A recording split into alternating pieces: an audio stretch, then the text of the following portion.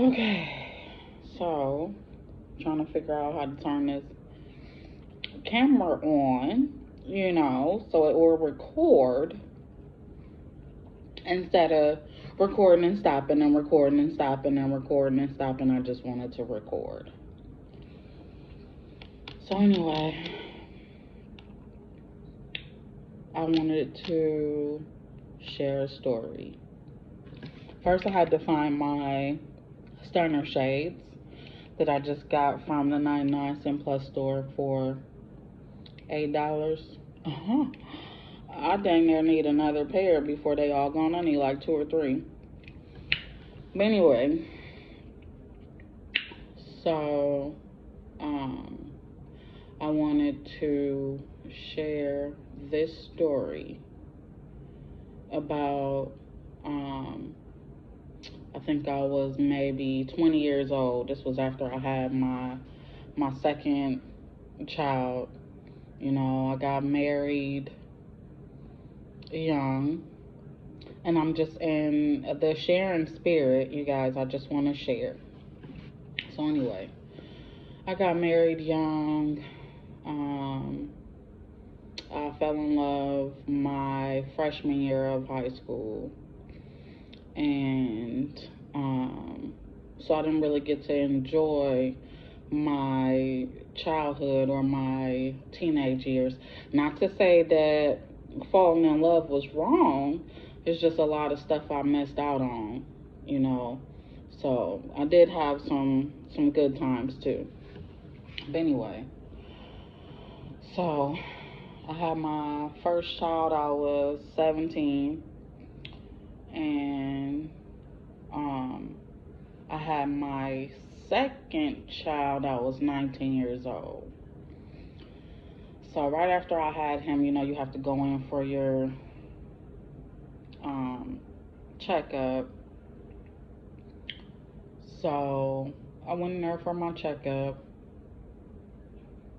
and they told me that everything was going to be fine and that I was HIV positive. So, which scared the crap out of me, but they just kept talking to me like everything was fine. They just threw that in there like, yeah, we're just gonna add a little pepper to your eggs. No. But so immediately I started thinking like, oh my God, my life is over.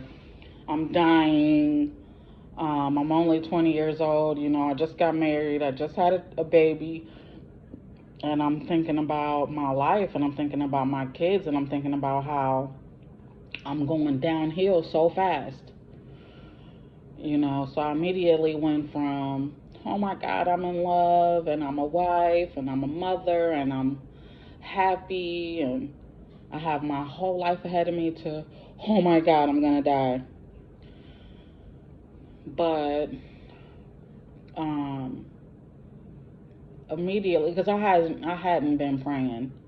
I think I hadn't prayed since I was 15 or 16. I maybe prayed once or twice between 16 and 20 years old. I only prayed a couple of times. If I was afraid or if I was scared, or like when I went in labor, I definitely prayed over me and my baby. But so I thought to myself, I'm like, well, I need to reach into my prayer closet. I need to pray. I need to talk to God about it. And yeah, but anyway, the doctor and the nurse, they're like, oh, you're fine. You'll be fine. Everything's fine. We'll see you later. Have a great day. And I remember leaving there in tears. I was crying. I was hysterical even. I probably had like snot dripping. And I started to pray. I prayed all the way home. I'm like, God, please just help me. I'm like, I do a lot of things on my own, and I know I should be involving you into my life. And it was just something in me telling me, you need to pray. I prayed all day. I prayed all night. I don't even think I slept that night. And the first thing that popped in my mind was, how am I going to tell my family? How am I going to tell my mom? Like, what do I tell my husband? You know, because he would have had to go and get tested too. But something told me, just wait. Just wait. So I prayed. You know, I didn't say too much to anybody that night. And I asked God to forgive me for the stuff that I did, or the stuff that I said, or the life that I had took for granted, you know, because I was just walking around every day like, oh, you know, tomorrow is just another day, but tomorrow is not promised. It's not guaranteed to anybody, even me, you know, and I'm not perfect. I'm far from perfect, but I just wanted him to know that my love is real, and that, you know, I need him in my life, and without him being a part of my life, there was no way that I was going to make it, period, with or without. So, anyway, um, they the doctor called me the next morning, the doctor or the nurse, one of the two, called me the next morning. They said that there had been a mix-up, that the nurse that did my blood work was new, and that there was a mix-up. So they gave me the wrong diagnosis. So, I mean, just think if I would have went home and just, you know, hurt myself, or what if I would have just went home and would have rather not woke up, you know? But something told me, something in my spirit was telling me, just wait, just hold on, you know, don't worry about it. And I'm even thinking in my mind, like, okay, if I'm HIV positive, I have to start thinking of ways to protect me and my family. I have to start thinking like, and moving like I have HIV, you know, because if I would have had it, um, it doesn't mean that my life would have been over. It doesn't mean that my life was going downhill fast and I was burning in a fire flame. It just meant that it was another chapter in my life, and it just meant that that would have been my purpose, you know, to help other people that looked like me, or that had HIV, or people that were struggling to find themselves, you know, because everybody going through something. People, we just don't talk about it, but everybody is going through something. And yes, I would have had to maneuver. I would have had to change my whole life, you know, and it just had me thinking differently. Like, yeah, it just had me thinking about a whole bunch of other things in my life too that I took for granted, you know, like walking and talking and, you know, just life. We take a lot of stuff for granted. But yeah, I was thankful that I didn't have it, you know, and um, I I just I'm thankful. I'm really thankful that I didn't have it. But like I said, if I did, I would have. I still changed a lot since then. I've changed a lot. I changed. You know, I don't really walk the same. I don't even really talk the same as I did before, but it just had me thinking about my life. Like, I don't want to, like, my whole life flash before my eyes.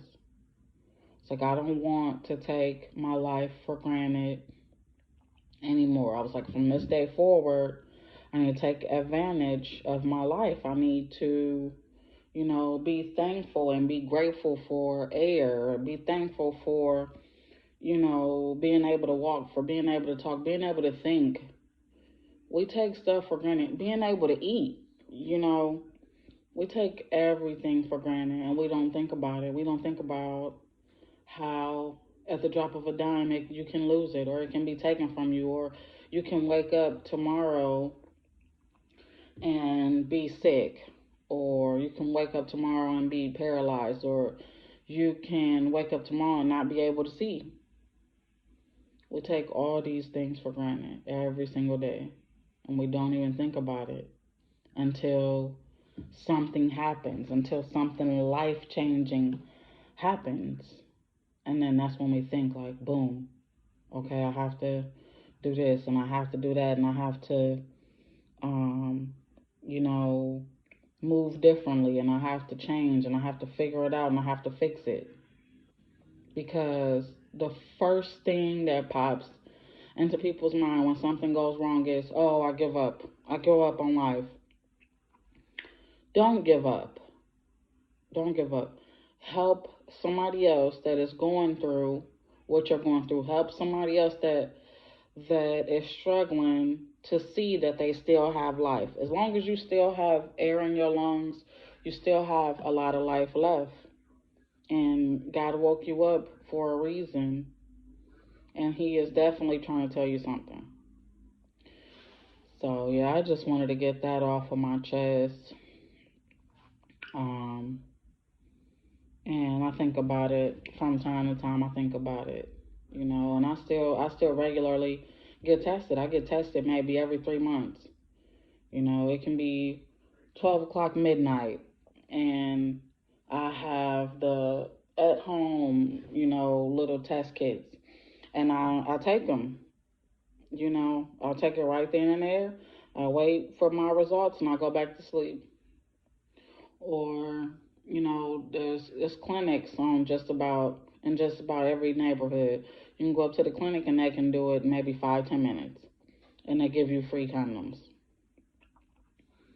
But yeah, so I'm a frequent clinic person, and like I said, I have testing kits at home. I do not play. Ever since that day, I'm like, you know what? It's like I'm testing me and I'm testing whoever I run across. So if you ever come up in here, you getting tested. Okay, just know that we swab. I got open your mouth because no, it's more so about knowing. You should know. You should know what's going on. You should know where you at. You should know who you with. You should know who you talking to. It's not even about, you know, uh, the negatives and the positive. It's all about knowing. You need to know, you know. I'm nosy anyway. I have to know everything. I'm always trying to figure out how this works and how that works, and what goes with this and what goes with that, and what's going on. I'm always trying to figure out. I'm looking up stuff all day. Sometimes like I even in the paper, I make sure I go through the whole paper. I want to know everything. You know, I get books frequently, and I just want to know as much as I can know. You can never know enough, especially about yourself. So, anyway, I just want to say that I do. Um, I just I just want to, let people know my story and just let people know it's okay to be aware of what's going on. So, thanks.